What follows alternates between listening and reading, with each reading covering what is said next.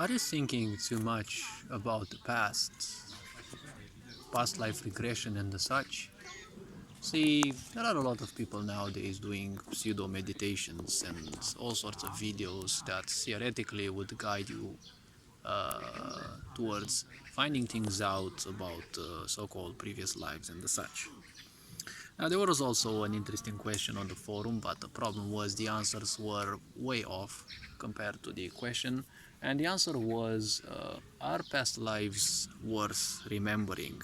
And should you do anything possible to see what you have done in previous lives? Now, first of all, this is basically nothing else than a distraction. Because if you're interested in the future or the past, obviously your present sucks. Because if your present would be pleasant, you'd definitely want to dive into that pleasantness.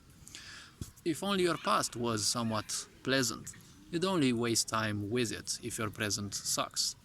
Or if your past sucks and your present is also awful, you'll start wondering how things would be in the future. That's how untrained minds would work. And it's always seeking a distraction, right? Something to keep you away from pains and the such. Now, there's also natural reasons why we don't remember any previous lives that we've gone through. See, in your karma, well, not in your DNA, but in your karmic structure, there is all the information that you need about all your previous lifetimes. But the point is, a previous lifetime, if you are to download it, you're gonna download it not just like a movie you'd watch on Netflix on the such.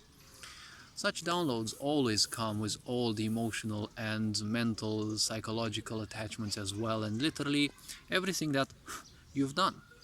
Most likely you were more ignorant than nowadays, because as people age or go through multiple lifetimes, the point is they will simply acquire more wisdom, and obviously they will basically become better in life, or they will become more prone towards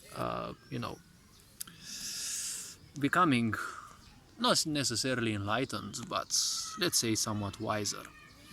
Now, if one would download, let's say, a lifetime, they would download it with all the exact emotions they have felt and gone through and such, given the fact that this lifetime can be extremely torturous for many people.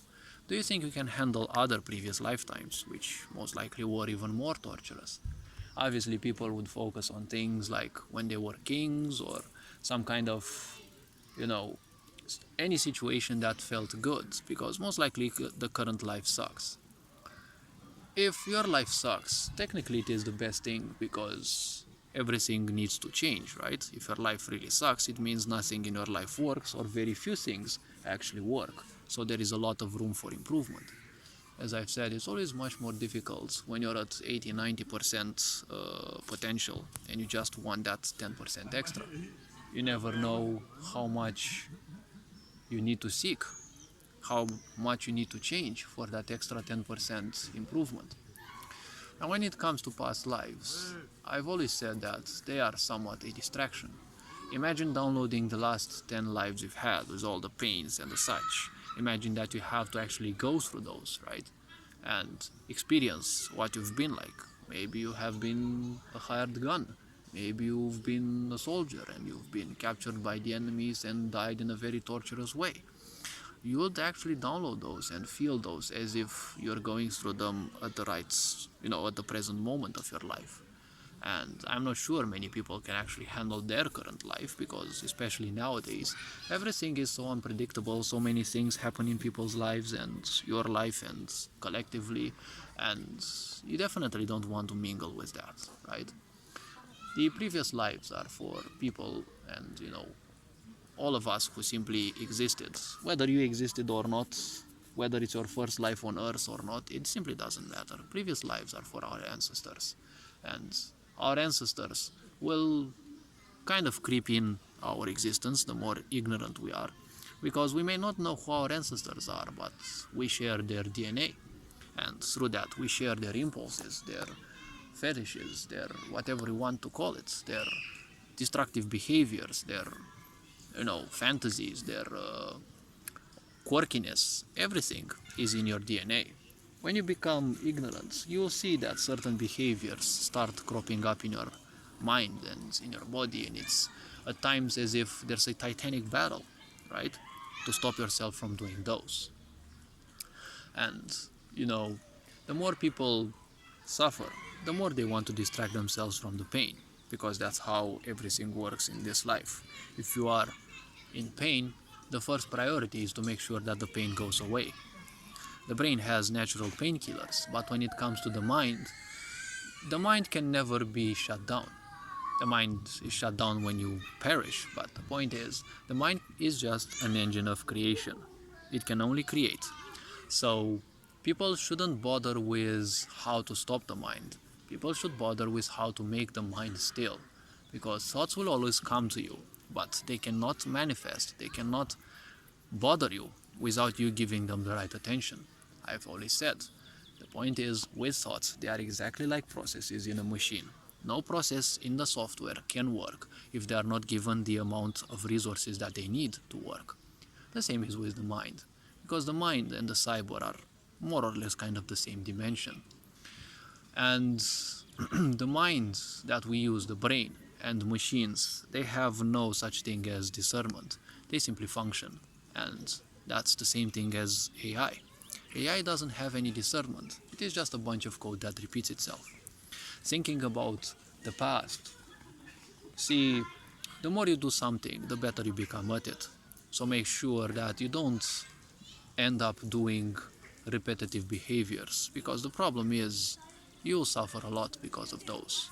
Because the more you do something, the harder it is to simply avoid doing it again, since you already have at least a few ancestors who would have that problem. Many people's problem is overthinking, because it is a very good distraction. And then they feel bad because their environment is bad, and they feel bad because they distract themselves from more important things, right? So it's always feeling bad, and then you make feeling bad a habit, and most likely you'll embrace it as the new comfort zone. And when you do that, you're kind of lost. You're kind of dead to this world, at least mentally. So the point is, when you distract yourself, you weaken yourself, because you remove your resolve. You simply no longer focus on you. You're basically the result of your ancestors. Whatever problems they had, whatever worries they had, whatever worries people around you have, you seem to function based on those. So it's literally like inviting everyone else to live your life instead of you taking hold, right? And ruling your life as anyone should. When you are distracting yourself, you also disempower you. That is why you feel weak. That is why you feel angry at you, because instead of living your life, you allow impulses that don't belong to you, most likely.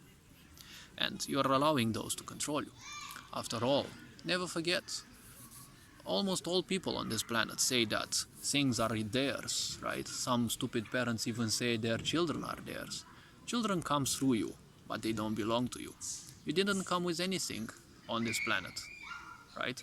In physicality, you don't come with anything. You're just a spirit, a soul, phantom, shadow, whatever you want to call it. You're a piece of life, ultimately. Even this physical body is not yours, because you'll be returning it sooner or later. So the point is very simple. Once you return this physical body, well, you will leave literally everything physical in this world. So it's of no use to say that anything can be claimed by you. Sure, you can play this psychiatry role as much as you want throughout your life, but once you're dead, everything that's physical is here, right? And will most likely outlive you. It will most likely outlast you. But the point is, everything physical will be left here. The only physical thing that you will take is your karmic structure. And that is everyone's garden. How you take care of it, whether you turn it into a temple or whether you turn it into a graveyard, well, that is to everyone's capacity, to everyone's awareness. Now, the point is, thinking about the past is nothing but a distraction. Distractions will always lead to disempowerment. Disempowerment leads to disappointment, and well, disappointment leads to pain. Pain, well, in order to bypass pain, you need to either take responsibility to solve it, or you will simply continue the cycle and start it all over by distracting yourself again. And the cycle goes on. This is technically why and how people suffer. All this being said, you are appreciated. Take care. Your Engine Board signing out.